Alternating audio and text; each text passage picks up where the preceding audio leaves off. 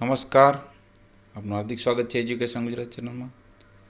આજે આપણે ધોરણ 8માંના સામાજિક વિજ્ઞાન વિષયનું 19મો પાઠ સામાજિક આર્થિક ક્ષેત્રે સરકારની ભૂમિકા. આ પાઠનું સ્વાધ્યાય પોથીનું સંપૂર્ણ સોલ્યુશન વિડીયો માધ્યમ શીખવાનું છે. ચેનલ પર નવા હોય ચેનલ સબસ્ક્રાઈબ કરો, વિડીયો લાઈક શેર કરો. પહેલો પ્રશ્ન છે, આપેલ પ્રશ્નના સાચા ઉત્તર માટે સાચો વિકલ્પ પસંદ કરી લેવાનો છે. પહેલો પ્રશ્ન, સ્વતંત્રતા સમયે સરકાર દ્વારા પ્રથમ કઈ મૂળભૂત જરૂરિયાતો નાગરિકને ઉપલબ્ધ કરાવવાનો પ્રયત્ન હતા? તેથી અન્ન, વસ્ત્ર અને ઓટલો એટલે કે મકાન. બીજો પ્રશ્ન, મૂળભૂત જરૂરિયાતો પ્રાપ્ત કરવા માટે દરેક પરિવાર પાસે ખાલી જગ્યા હોવી જોઈએ, તો નાણાકીય વ્યવસ્થા અને રોજગારી એટલે ઓપ્શન ડી આવશે. ત્રીજો પ્રશ્ન, કઈ ક્રાંતિ દ્વારા પશુપાલન અને દૂધ ઉત્પાદન ઉદ્યોગોને વેગ આપવાનો પ્રયત્ન થયો હતો? તે તો શ્વેત ક્રાંતિ.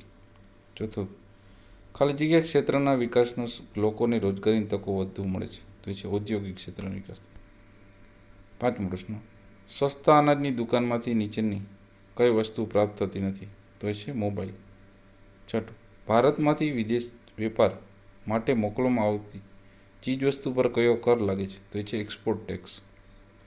સાતમો પ્રશ્ન, વેટ એટલે શું? તે થાય છે વેલ્યુ એડેડ ટેક્સ. બીજો પ્રશ્ન, ખાલી જગ્યા પૂરું. પેલી ખાલી જગ્યા, ભારતે કલ્યાણ રાજ્ય બનવાનો સંકલ્પ કર્યો છે. બીજું, ખેતીની સ્થિતિ સુધરતા ખેડૂતોનું આર્થિક અને સામાજિક સ્તર ઊંચું આવ્યું. ત્રીજું, આઝાદી બાદ ખેતીની સ્થિતિ સુધારવામાં સહકારી પ્રવૃત્તિઓનો ફાળો ઘણો મોટો છે. ચોથું, દેશની લોકશાહીને સફળ બનાવવા શિક્ષણના પ્રસારની ખૂબ જરૂરિયાત હતી. પાંચમું, ભારતીય બંધારણમાં સમાજના પછાત વર્ગોની યાદી પરિશિષ્ટમાં આપવામાં આવી છે. છઠ્ઠું, શિક્ષણના કારણે તમામ માનવને સમાન દરજ્જાથી જોવાની દ્રષ્ટિ નિર્મિત થાય છે. સાતમું, નાગરિકોને વિવિધ સુવિધાઓ આપવા માટે સરકાર નાણાં એટલે કર ઉઘરાવી મેળવે છે. આઠમું, તમારા ગામમાં શહેરમાં આવતી જીએસઆરટીસીની બસ સુવિધા એ ગુજરાત રાજ્ય સરકાર દ્વારા પૂરી પાડવામાં આવે છે.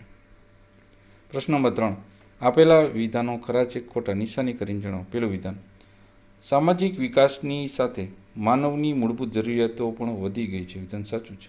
બીજું, સ્વતંત્રતા સમયે માત્ર ઔદ્યોગિક ક્ષેત્રે જ પરિવર્તન જરૂરિયાત હતી. વિધાન ખોટું છે. ત્રીજું, હરિયાળી ક્રાંતિના કારણે જ ભારત અન્ન ક્ષેત્રે સ્વાવલંબી બન્યું હતું. વિધાન સાચું છે. ચોથું વિધાન, રાષ્ટ્રનો ઔદ્યોગિક વિકાસ સારો થતાં સમાજનો આર્થિક વિકાસ પણ થાય છે. વિધાન સાચું છે. પાંચમું, ભારતમાં થયેલા આર્થિક વિકાસનો ખ્યાલ આવે છે, પરંતુ લોકોનું જીવન ધોરણ ઊંચું આવ્યું હોય એવું દેખાતું નથી. વિધાન ખોટું છે. છઠ્ઠું, આઝાદી પછી શિક્ષણ ક્ષેત્રમાં સુધારા માટે માત્ર સરકાર દ્વારા જ પ્રયત્નો થયા છે. વિધાન ખોટું છે. સાતમું, ગ્રામ્ય કક્ષાએ કેટલાક લોકો ગેરમાન્યતાઓને લીધે આરોગ્યલક્ષી સુવિધાઓથી લાભ લેતા નથી. વિધાન સાચું છે. આઠમું, સરકારની ભૂમિકા માનવ જીવનના માત્ર આર્થિક ક્ષેત્રે પૂરતી જ સીમિત છે. વિધાન ખોટું છે. નવમું, રોજિંદી સેવા આપવા પાછળ સરકાર જે ખર્ચ કરે છે તેમાં નફો રાખવાનો આશય હોય છે. વિધાન ખોટું છે. ચોથો પ્રશ્ન, નીચેના પ્રશ્નોના 1-2 વાક્યમાં ઉત્તર આપો. પહેલો પ્રશ્ન, કલ્યાણ રાજ્ય બનવા માટે પ્રાચીન ભારતની કઈ સમાજ વ્યવસ્થાનું નિર્માણ અનિવાર્ય છે? તેનો જવાબ છે કલ્યાણ રાજ્ય બનવા માટે ભારતની સર્વજન હિતાય સર્વજને સુખાય સમાજ આ વ્યવસ્થાનું નિર્માણ અનિવાર્ય છે. બીજું, સ્વતંત્રતા સમયે ભારતીય સમાજની પરિસ્થિતિ કેવી હતી? તેનો જવાબ છે સ્વતંત્રતા સમયે ભારતીય સમાજ ક્યાંક રૂઢિઓથી સંકળાયેલો હતો, તો ક્યાંક આર્થિક અસામાજિક રીતે અત્યંત વિષમ પરિસ્થિતિમાં હતો. ત્રીજો પ્રશ્ન, રાજકીય સ્વતંત્રતા અર્થહીન ન બને તે માટે તાત્કાલિક સરકારે શું કરવું પડ્યું હતું? તેનો જવાબ છે રાજકીય સ્વતંત્રતા અર્થહીન ન બને તે માટે આઝાદી બાદ ભારત સરકારે સમાજના આર્થિક તેમજ સામાજિક વિકાસ માટે બહુ જ પરિશ્રમ અને લાંબા ગાળાના પગલાં ભરવાની જરૂર પડી હતી. ચોથો પ્રશ્ન, કેવા સંજોગોમાં રાજકીય સ્વતંત્રતાનો કોઈ અર્થ રહેતો નથી? જવાબ છે સમાજના આર્થિક અને સામાજિક વિકાસ વગર રાજકીય સ્વતંત્રતાનો કોઈ અર્થ રહેતો નથી. પાંચમો પ્રશ્ન, સમય જતાં કયા ક્ષેત્રો માનવીની આવશ્યક જરૂરિયાતમાં ઉમેરાતા ગયા? સમય જતાં અન્ન, વસ્ત્રો અને રહેઠાણ સાથે શિક્ષણ, આરોગ્ય, શુદ્ધ પાણી, શુદ્ધ હવા, પોષક આહાર તેમજ આનંદ પ્રમોદ જેવા ક્ષેત્રો આવશ્યકતામાં ઉમેરાતા ગયા. છઠ્ઠો પ્રશ્ન, માનવીની મૂળભૂત જરૂરિયાતો કઈ કઈ છે? તો તો પહેલાંના સમયમાં આહાર, કપડાં અને રહેઠાણ એ માનવીની મૂળભૂત જરૂરિયાત હતી. હવે પોષક આહાર, કપડાં, રહેઠાણ ઉપરાંત શુદ્ધ હવા, શુદ્ધ પાણી, શિક્ષણ, આરોગ્ય, આનંદ પ્રમોદના સાધનો તેમાં ઉમેરાતા ગયા છે.